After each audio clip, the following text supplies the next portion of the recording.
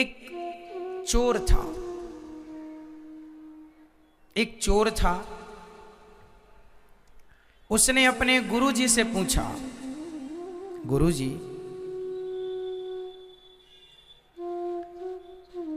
मेरा विवाह कब होगा? गुरुजी ने कहा, बेटा तेरा विवाह तो होगा उस दिन जिस दिन से ठीक तेरा विवाह रात को होगा और सवेरे तुझे फांसी हो जाएगी। जिस दिन तेरी फांसी निश्चित होगी, फांसी निश्चित होने के बाद तेरा विवाह निश्चित होगा। चोर ने कहा कि जब फांसी निश्चित हो जाएगी तो फिर विवाह करेगा कौन? बोले नहीं, ऐसे ही लिखा है तेरे भाग्य में। अब वो चोर तो चोर था, चोरी करना उसने छोड़ दी। चोरी नहीं करूंगा, फांसी नहीं लगेगी। मतलब देखो, उसने जान लिया कि मेरे साथ क्या होने वाला है। अब वो सावधान हो रहा है, पर जो होनी है होके रहेगी। आप कितने भी सावधान हो जाइए, कितने भी चालाक हो जाइए, पर जो लिख चुका है, जो किस्मत में है, मिलना है तय। एक दिन वहां से राजा की सवारी गुजर रही थी। ये चोर पहले चोरी करता था पर अब नहीं करता। राजा की नजर इस पर पड़ गई। राजा ने कुछ याद किया।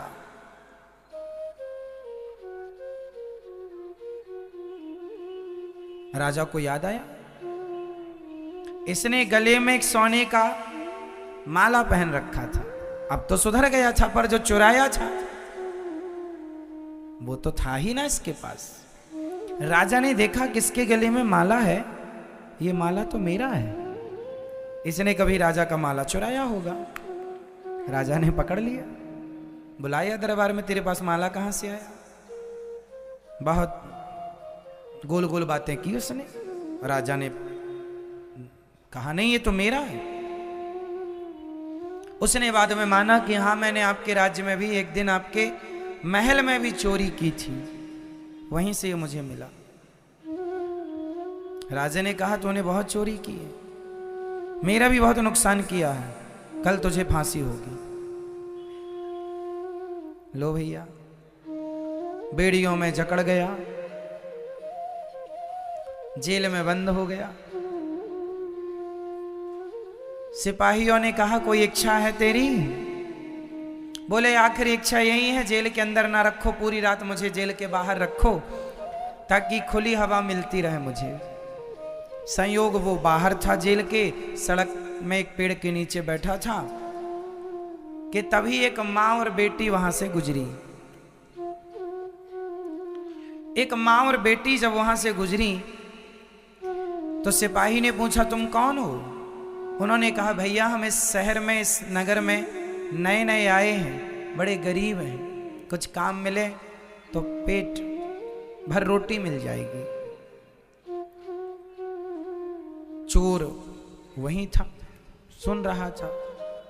बड़ी प्यास लगी है, चोर ने पानी मांगा तो उस मां ने उसे पानी पिलाया। चोर ने कहा कि ये तुम्हारी बेटी है? हाँ मेरी बेटी है। क्या चाहती हो तुम?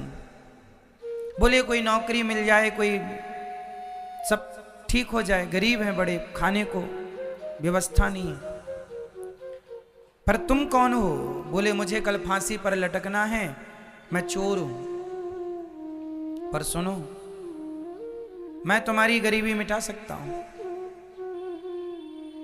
कैसे? बोले मैं चोर हूं, मैं तो कल मर जाऊंगा, पर मैंने कुछ धन गड़ा रखा है जगह पर। यदि तुम अपनी बेटी का विवाह मेरे से कर दो तो मैं सारा धन से पता बता दूंगा और तुम धनवान हो जाना। तो लड़की की मां ने कहा, चोर, मैं अपनी बेटी का विवाह तेरे से कर भी दूं और तू मुझे धन भी बता दे, मैं धनी भी हो जाऊं, तो बता इसमें तेरा लाभ क्या है? एक रात के लिए तू किसी का पति बन, इसमें क्या लाभ है तेरा? चोर बोला, रोते हुए बोला, मेरा एक ही लाभ है। क्या? बोले, जब मैं मर जाऊंगा, मेरे मरने के बाद ही सही मेरा बच्चा होगा। यदि मैं इसका पति बना तो बच्चा होगा, और बच्चा होगा तो वो मुझे पिंडदान देगा। और मैंने कोई ऐसे तो पुण्य किए नहीं कि मेरा उद्धार हो जाए। जीते जी सिर्फ चोरी की है, गलत काम किया है। अब एक उम्मीद है कि यदि मेरी औलाद, मेरी संतान मेरा पिंडदान करती है और वो सही रास्ते पर चलती है, तो उसके पुण्य से, उसके पिंडदान से मेरा उद्धार हो जाएगा। बस ये लोभ है। लड़की की मां ने लड़की से पूछा, ठीक है? उसने कहा, मां जैसा अच्छा लगे। मां को लगा ठीक है, भटक तो रहे ही हैं, धन मिलेगा, ठीक है। शादी हो गई, पंडित जी को बुलाया, घंटे 2 घंटे में अग्नि जला करके फेरे दिलवाए, विवाह संपन्न हुआ। एक रात वो अपनी पत्नी के साथ रहा। संयोगवश भगवत कृपा के द्वारा वह पत्नी उसी रात गर्भवती भी हो गई। सवेरा हुआ, सूर्योदय होते ही राजा की आज्ञा के कारण चोर को फांसी पर लटकाया गया। चोर मर गया। चोर तो मर गया, इसे धन भी मिल गया उसकी बताई जगह पर। अब क्या हुआ देखिए, अब जो जीवन में मिलना है वो कैसे कैसे मिलता है, और जो नहीं मिलना वो नहीं मिलता कैसे। ये धनवान हो गए मां बेटी दोनों। मां को लगा चलो बेटी का विवाह कर देना चाहिए। इसने फिर बेटी के विवाह का प्लान बनाया। एक लड़का मिला भी, लड़के से कहा, विवाह करोगे? हाँ हाँ कर लेंगे। विवाह किया तो उस लड़के ने, जिसने विवाह किया, संयोग से वो भी एक चोर था। वो चोर था तो रात के ही उसने पूरा बोरिया बिस्तर बांधा, इसका सारा धन उठाया, भाग गया। एक चोर ने धन दिया, एक चोर ने धन ले लिया। अब ये जैसे थे फिर वैसे हो गए। धन जाते ही उस धन के गम में ये मां निपट गई। अब अकेली लड़की बची, और लड़की भी गर्भवती। मजदूरी मांग मांग के जैसे तैसे जीवन गुजारा। बच्चा हुआ, बड़ा हुआ। एक दिन एक राजा के बेटे को एक सांप डसने के लिए बिल्कुल तैयार था। इसने देख लिया तो इसने जाकर उसकी रक्षा करने की कोशिश की, पर पहुंचते पहुंचते देर हो गई और डस लिया। राजकुमार मर गया, परंतु जान बचाने के लिए इसने अपनी जान जोखिम में डाली। राजा ने देखा, राजा ने कहा, तू मेरा बेटा। ये राजगद्दी पर चला गया, राजा हो गया।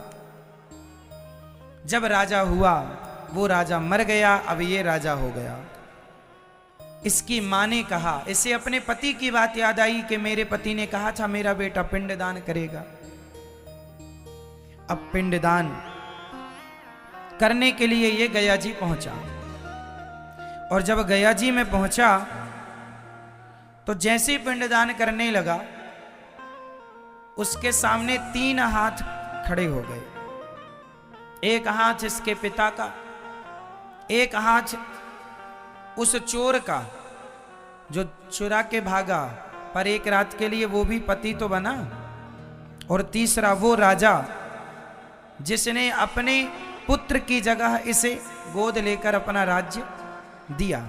वो 3 हाथ। अब आप लोग उत्तर दो, वो बेटा उन 3 हाथों में किस हाथ में पिंड दे? बताओ किस हाथ में पिंड देना चाहिए? उसका असली पिता कौन हुआ? वो राजा जिसने अपना पुत्र बनाकर कैसे राजगद्दी दी, या वो चोर जो रातों रात धन चुरा के भागा, या वो जिसने इसे धन दिया इसकी मां को और पहला विवाह हुआ? बताओ इन तीनों में उसका असली बाप कौन और वो पिंड लेने का अधिकारी कौन? तीनों हाथ में किस हाथ में वो पिंड रखे? उत्तर दो, जल्दी बताओ। सिर नहीं, बताओ पहला, दूसरा या तीसरा? तीनों में किसके हाथ में वो पिंड रखे?